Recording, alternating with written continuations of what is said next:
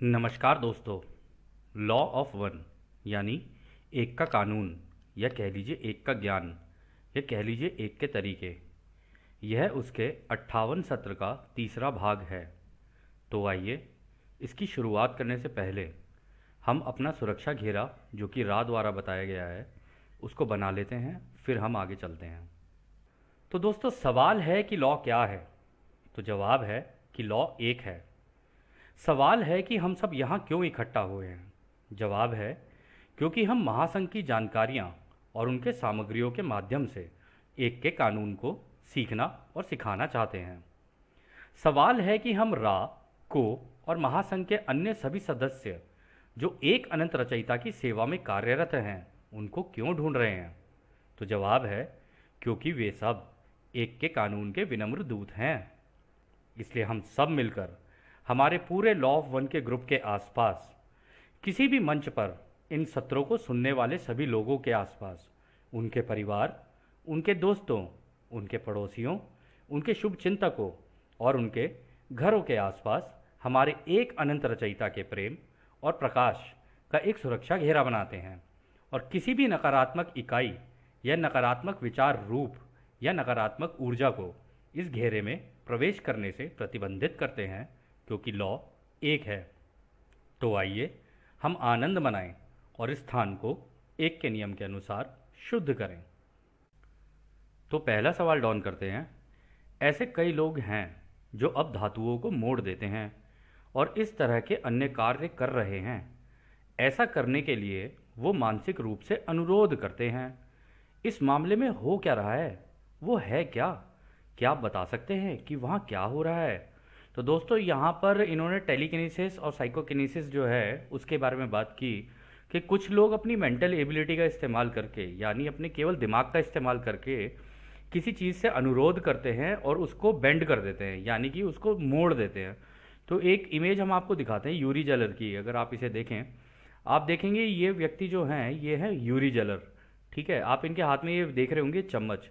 आपको लग रहा होगा शायद ये हाथ से इन्होंने मोड़ी है। नहीं, हाथ से नहीं। इनके यूट्यूब पे आपको वीडियोस भी दिख जाएंगे, और भी इनकी शायद एक सीरीज़ है यूट्यूब पे, आप उसे देख सकते हैं। तो ये केवल इसकी तरफ देखेंगे और देख के इसको बस ऐसा लगेगा आपको कि आपकी आंख के सामने इन्होंने मोड़ दिया इसको। लेकिन ये केवल मेंटल एबिलिटी का इस्तेमाल करके इसको मोड़ देते हैं। आप पीछे देखेंगे इनका, ये पीछे जिस सीट पे ये बैठे हुए हैं, ये जितनी चम्मचें हैं ना, इन्होंने खुद अपनी मेंटल एबिलिटी से मोड़ी हुई हैं। ठीक है ना, इसको टेलीकिनेसिस या साइकोकिनेसिस कहते हैं। तो राय इसका जवाब देते हैं। इस उदाहरण में जो होता है उसकी तुलना किसी इकाई द्वारा इस्तेमाल किए जा रहे पिरामिड में रोशनी के दूसरे कुंडलीदार प्रभाव से किया जा सकता है। जैसे ही यह दूसरी कुंडलीदार ऊर्जा चोटी पर समाप्त होती है, तो आध्यात्मिक अर्थ में यह रोशनी लेज़र किरण की तरह कार्य करती है, और जब इसे बुद्धिमानी से निर्देशित किया जाता है तो इससे न केवल पिरामिड में झुकाव हो सकता है, बल्कि यह उस प्रकार की ऊर्जा है जिसे ऊपर की ओर बढ़ती रोशनी पर ध्यान केंद्रित करने में सक्षम लोगों द्वारा उपयोग किया जाता है। ऐसा इंडिगो किरण में बुद्धिमान ऊर्जा के संपर्क से संभव होता है। तो दोस्तों, यहाँ पर जो रा कह रहे हैं कि देखो, जो तुमने उदाहरण लिया ना ये यूरी जेलर का, कि वो इस तरीके से बेंड कर देते हैं, कह रहे उसकी तुलना किसी ऐसे व्यक्ति से आप कर सकते हो जो कि पिरामिड में रोशनी के अंदर ना दूसरे कुंडलीदार प्रभाव से किया जाता है। ठीक है ना, रोशनी के दूसरे कुंडलीदार प्रभाव से किया जाता है। जैसे ही ये दूसरी कुंडलीदार चोटी ऊर्जा चोटी पर समाप्त होती है, तो आध्यात्मिक अर्थ में यह रोशनी लेजर किरण की तरह कार्य करती है। तो यहाँ पर जो रा कह रहे हैं ना, रा ये कह रहे हैं कि आपको दिख रहा होगा ये पहली कुंडली नीचे है। ठीक है, इधर इस इमेज के अंदर दूसरी कुंडली ये रही। ठीक है, तीसरी कुंडली ये रही। तो राय यहाँ पर ये कह रहे हैं ऐसा वो व्यक्ति कर सकता है जो इस दूसरी कुंडली का इस्तेमाल करना सीख जाए किसी तरीके से। ये जो ऊर्जाएं चल रही हैं इनका इस्तेमाल करना यदि वो सीख जाए, तो वो अपनी बुद्धिमानिता से इसको निर्देशित कर सकता है। वो जैसा चाहे इसका इस्तेमाल कर सकता है। और इसमें एक बात उन्होंने और इम्पॉर्टेंट कही है कि ये जो ऊर्जा है ना, ऊपर जाके बिल्कुल लेज़र की तरह काम करती है, जैसे लेज़र बीम ऊपर से नीचे चल रही हो। ठीक है ना, ये तो घूमती जाएंगी दोनों की इसी तरीके से, गोल गोल गोल गोल गोल गोल घूमेंगी, लेकिन ऊपर से जो ऊर्जा चलनी शुरू होगी ना, वो लेज़र बीम की तरह होगी। तो जो लेज़र बीम इधर पड़ रही होगी ना, जो व्यक्ति इसको चैनल करना सीख जाएगा या इसका इस्तेमाल करना सीख जाएगा ना, वो इस तरीके की माइंड बेंडिंग चीज़ें या निर्माण इस तरीके की चीज़ें कर सकता है। और फिर इसमें वो आगे ये भी कहते हैं, और जब इसे बुद्धिमानी से निर्देशित किया जाता है तो ना ये केवल पिरामिड में झुकाव हो सकता है, बल्कि उस प्रकार की ऊर्जा है जिसे ऊपर की ओर बढ़ती रोशनी पर ध्यान केंद्रित करने में सक्षम लोगों द्वारा उपयोग किया जाता है। ऐसा इंडिगो किरण में बुद्धिमान ऊर्जा के संपर्क से संभव होता है। यानी कि वो यहाँ पर ये कह रहे हैं जिनकी तीसरी आंख खुल चुकी है, यानी जिसकी कुंडलिनी जागृत हो चुकी है, ऐसा व्यक्ति इस कार्य को कर सकता है, ठीक है ना। और इसको बुद्धिमानी से निर्देशित किया जाता है, यानी अपनी मेंटल एबिलिटी का इस्तेमाल करके कोई भी इसका जो इसको कर सीख जाए करना, वो इसका इस्तेमाल कर सकता है। और इससे पिरामिड में भी झुकाव हो सकता है। लेकिन ये जो ऊर्जा जो चलती है ना, राय ये बोल रहे हैं ये ऊर्जा वास्तविकता में नीचे से ऊपर की ओर चलती है, ठीक है ना। तो जब ये नीचे से ऊपर की ओर चलनी शुरू होंगी ये ऊर्जा, तो ऊपर से एक लेज़र इफेक्ट आ जाएगा। लेज़र इफेक्ट आने के बाद तब कोई व्यक्ति इसका इस्तेमाल करता है, इसका इस्तेमाल करके मतलब चीज़ों का निर्माण कर सकता है। लेकिन इसमें इंपॉर्टेंट चीज़ ये है कि उसकी कुंडलिनी जागृत होनी चाहिए, यानी उसके अंदर प्रॉपर संतुलन होना चाहिए। फिर अगला सवाल डॉन करते हैं, ये लोग ऐसा क्यों कर पाते हैं? ऐसा लगता है कि उनके पास कोई ट्रेनिंग नहीं है, वे बस ऐसे ही ये करने में सक्षम हैं। तो उनको भी लगा कि भाई ये लोगों ने तो कभी मेडिटेशन और ये कुंडलिनी वगैरह तो जागृत की नहीं है, फिर ये कैसे कर लेते हैं? तो रा कहते हैं उन्हें इस कार्य के लिए आवश्यक अनुशासन याद रहता है, जो अन्य असली रंग की कंपनता के अनुभव के बिंदुओं नेक्साई पर उपयोगी होते हैं, यानी कि जो अन्य घनत्वताओं में भी उपयोगी हैं। तो दोस्तों इस तरीके के कार्य ना वॉन्डरर्स या इंडिगो चिल्ड्रंस ये लोग कर सकते हैं, क्योंकि उनके ना दिमाग में रह जाती है अनुशासन। उनको याद रहता है कि इस एबिलिटी का इस्तेमाल कैसे किया जाता है। जब वो इस धरती के ऊपर आते हैं ना, तो उनकी कुंडलिनी जागृत हो जाती है अपने आप ही। इस वजह से ये लोग इस तरीके से कर पाते हैं, और ये अन्य घनत्वताओं में भी इसी एबिलिटी का इस्तेमाल होता है। तो यदि आप में से कोई भी नेक्स्ट डेंसिटी क्रॉस करके जाएगा ना, तो ये सारी एबिलिटीज़ आप लोगों के पास भी होंगी, बिल्कुल। लेकिन यहाँ पर ना सबसे इंपॉर्टेंट चीज़ जो उन्होंने कही, जैसे यूरी जेलर का अगर हम लोग उदाहरण लें, यूरी जेलर के बारे में आप में से कई लोगों को नहीं पता होगा। यूरी जेलर का बचपन में एक यूएफओ एनकाउंटर हुआ था। तो उस एनकाउंटर में यूरी जेलर का ये कहना है कि जब वो अपने बालकनी में या अपने पार्क में खेल रहे थे ना, तो एक यूएफओ उनके काफ़ी नीचे आ गया था, और उसमें से एक बीम निकली जो जाके इनके सीधा माथे पे लगी। और जैसी माथे पे लगी ना, जहाँ पे इनकी कुंडलिनी थी ना, उस पर झटका लगा और ये जाके नीचे गिर गए, मतलब उस पार्क में। गिरने के बाद जब ये उठे ना, तो इनके पास ये एबिलिटी आ चुकी थी, अचानक से पता नहीं कैसे इनकी एक्टिवेट हो गई है, ये आ चुकी थी कि ये चीज़ों को बेंड करना शुरू कर दिया इन्होंने।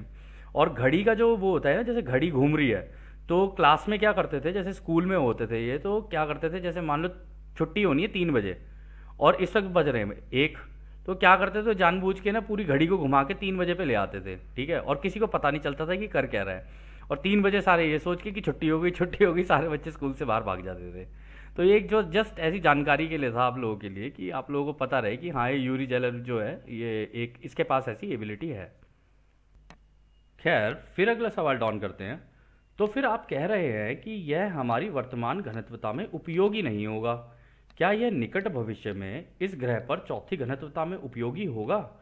तो डॉन यहाँ पर ये कह रहे हैं, तो इसका मतलब ये जो एबिलिटीज़ हैं शायद इस टाइम पे जो अभी हम तीसरी घनत्वता में रह रहे हैं, थर्ड डेंसिटी में, इसमें शायद किसी काम की नहीं है। लेकिन ऐसा लग रहा है जैसे कि भविष्य में जब हमारा ग्रह फोर्थ डेंसिटी का हो जाएगा, चौथी घनत्वता का हो जाएगा, तो ये एबिलिटीज़ सारी, ये जो हमारे पास ये पावर्स आ जाएंगी, ये सारी उपयोगी हो जाएंगी। क्या ऐसा है? तो राइस का जवाब देते हैं, इस तरह की ऊर्जा के फोकस का मतलब निर्माण करना है, ना कि नष्ट करना। और जैसा कि हम कहेंगे, तीसरी घनत्वता को बनाने के तरीकों के एक विकल्प के रूप में यह काफ़ी उपयोगी है, यानी कि इसके द्वारा निर्माण किया जा सकता है। तो यहाँ पर राय ये कह रहे हैं कि देखो, ये जिस तरीके की ऊर्जा है ना, अगर कोई इस्तेमाल करे ना, तो इसका काम निर्माण करने का होता है, ना कि तुम डिस्ट्रक्शन पे उतर जाओ कि भाई अच्छा मेरे पास ये एबिलिटी आ गई तो अब मैं सामने वाले के साथ ये कर देता हूँ या इसके साथ वो कर देता हूँ। जैसे कई लोगों के पास रिमोट व्यूइंग एबिलिटी होती है, उनको लगता है कि आ गई है रिमोट व्यूइंग तो इसका मतलब हम दूसरों की आज़ादी का उल्लंघन करें। नहीं, ऐसे नहीं। ये जो सिद्धियाँ होती है ना, अगर आप लोगों ने प्राप्त कर ली होती हैं या आपकी एक्टिवेट हो जाए ना किसी तरीके से, तो ये आपसे छिन भी सकती हैं अगर आप इसका गलत इस्तेमाल करने लग जाएं तो, ठीक है ना। आपने देखा भी होगा कई पुराने हमारे उसमें धार्मिक किताबों में भी देखा होगा, कई हमने मतलब जो सीरीज होती हैं उनमें भी देखा है कि सिद्धियां आने के बाद कोई गलत उपयोग करने लग जाता है तो उनसे छिन भी जाती हैं ये, ठीक है ना। तो इसके इस्तेमाल केवल निर्माण के रूप में किया जाए तो ज़्यादा बढ़िया है। और इस तीसरी घनत्वता में भी वो ये कह रहे हैं कि अगर किसी के पास ये एबिलिटी आ जाए तो वो निर्माण कर सकता है इससे, वो चाहे तो कुछ भी बना सकता है। तो फिर अगला सवाल डॉन करते हैं, क्या इसका उपयोग उपचार के लिए भी किया जाता है? तो रा कहते हैं नहीं। तो उनको ये लग रहा था कि अगर किसी के पास ये एबिलिटी आ जाए, मतलब टेलीकिनेसिस आ जाए, रिमोट व्यूइंग आ जाए, तो इसका इस्तेमाल करके क्या कोई दूसरे का मतलब हीलिंग भी कर सकता है? तो रा कहते हैं नहीं, इसका इस्तेमाल हीलिंग वगैरह के लिए नहीं होता, ये निर्माण के लिए है। इसका मतलब दोस्तों यहाँ पर ये एबिलिटीज़ ना अलग अलग कार्यों के लिए हैं। हीलिंग बिल्कुल अलग चीज़ है, रिमोट व्यूइंग अलग चीज़ है, टेलीकिनेसिस अलग चीज़ है, लेविटेशन यानी ज़मीन से हवा में उठ जाना, ठीक है, वो एक अलग चीज़ है। हवा में गायब हो जाना, इसको कहते हैं मटेरियलाइजेशन, डीमटेरियलाइजेशन, यानी गायब हो जाना और इसी हवा में से निकल के वापस आ जाना, या किसी और घनत्वता में निकल जाना, या इन दीवारों से क्रॉस करके चले जाना। तो ये सारी एबिलिटीज़ अलग अलग होती हैं और ये बेसिक एबिलिटीज़ हैं। आप लोग अगर सोच रहे हो कि बहुत हाई एंड की चीज़ है, नहीं, ये बेसिक है। ये तो नेक्स्ट डेंसिटी में बेसिक सभी को ही सीखनी है। फिर इसके बाद और ज़्यादा एडवांस टेक्निक्स सीखते जाते हैं लोग, या कह लो एडवांस्ड सिद्धियां प्राप्त करते जाते हैं। खैर, फिर अगला सवाल डॉन करते हैं, क्या इन विशेषताओं को विकसित करने का प्रयास करने या धातु आदि को मोड़ने में सक्षम होने का कोई फायदा है? मैं जो कहना चाह रहा हूं वह यह है कि क्या ये विशेषताएं किसी इकाई के विकास का संकेत हैं या ये कुछ और है। उदाहरण के लिए, जैसे कोई इकाई इंडिगो किरण आज्ञा चक्र से विकसित होती है, तो क्या धातु को मोड़ने या झुकाने की ये क्षमताएं उसके विकास की पहचान या संकेत हैं? तो यहाँ पर डॉन ये कहते हैं कि अगर कोई अच्छा इस तरीके की एबिलिटी को डेवलप करने के लिए, मतलब वो ये चाहता है कि भाई मेरे अंदर ये आ जाए, ये सारी की सारी चीज़ें ना, मैं विकसित कर लेता हूँ इसको अपने अंदर। तो कह रहे कि अगर कोई इसको करने में सक्षम हो जाए और इसको कर पाए तो क्या इसका कोई फ़ायदा है? तो आगे फिर वो ये भी कहते हैं कि मैं जो कहना चाह रहा हूँ ना वो ये है कि क्या अगर किसी के पास ये एबिलिटी आ जाती है, इस तरीके की कोई सिद्धि उसके अंदर आ जाती है, या वो किसी तरीके से विकास कर लेता है, तो क्या ये उसके मतलब विकास का कोई संकेत है कि भाई वो विकसित हो गया है काफ़ी ज़्यादा है, मतलब इस एबिलिटी का इस्तेमाल करते हुए या मेडिटेट करते हुए वो उस लेवल पे जा चुका है कि वो ये कर पा रहा है, या ये कुछ और है। फिर वो इसके आगे ये भी कहते हैं, जैसे उदाहरण के लिए मैं कहता हूँ कि मान लो अगर मेरा कुंडलिनी मेरी जागृत हो जाए, ठीक है, तो क्या ये धातु को मोड़ देना, मतलब ये चम्मचों को मोड़ देना या ये कुछ चीज़ों को झुका देना, इनफैक्ट इसमें दोस्तों इतनी इतनी चीज़ें होती हैं टेलीकिनेसिस में कि आप जो चेयर होती है ना, चेयर से बात कर सकते हो, चेयर हवा में उठ जाएगी, वो बहुत सारी चीज़ें कर सकते हो आप इसके अंदर, ठीक है ना। तो इसमें लेकिन वो ये कह रहे हैं कि क्या ये किसी के बहुत ज़्यादा एडवांस्ड होने का संकेत है? तो राय इसका जवाब देते हैं, यह इस सत्र का अंतिम पूरा सवाल होगा। आइए हम रोशनी की ऊर्जा के 3 कुंडली के बारे में एक एक करके बताएं, जिसका एक विशेष उदाहरण खुद पिरामिड है। सबसे पहले अत्यंत महत्वपूर्ण कुंडली जिसका इस्तेमाल अध्ययन और हीलिंग के लिए किया जाता है। दूसरा, चोटी की ओर जाने वाली कुंडली जिसका इस्तेमाल निर्माण या बिल्डिंग के लिए किया जाता है। फिर इसके बाद तीसरा, चोटी से फैलने वाली कुंडली जिसका इस्तेमाल ऊर्जा देने के लिए किया जाता है।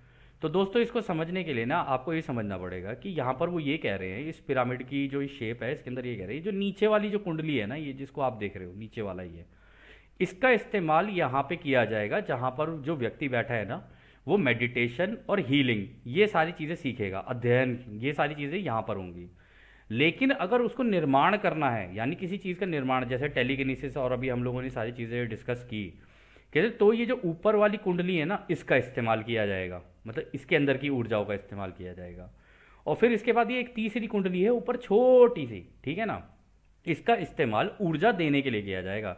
यानी कि ये जितनी भी चीज़ें हो रही है ना, इसके लिए जो ऊर्जा लगती है ना, वो यहाँ पे एकत्रित होती है ऊपर जाके, ठीक है ना, इसके बारे में वो ये कह रहे हैं।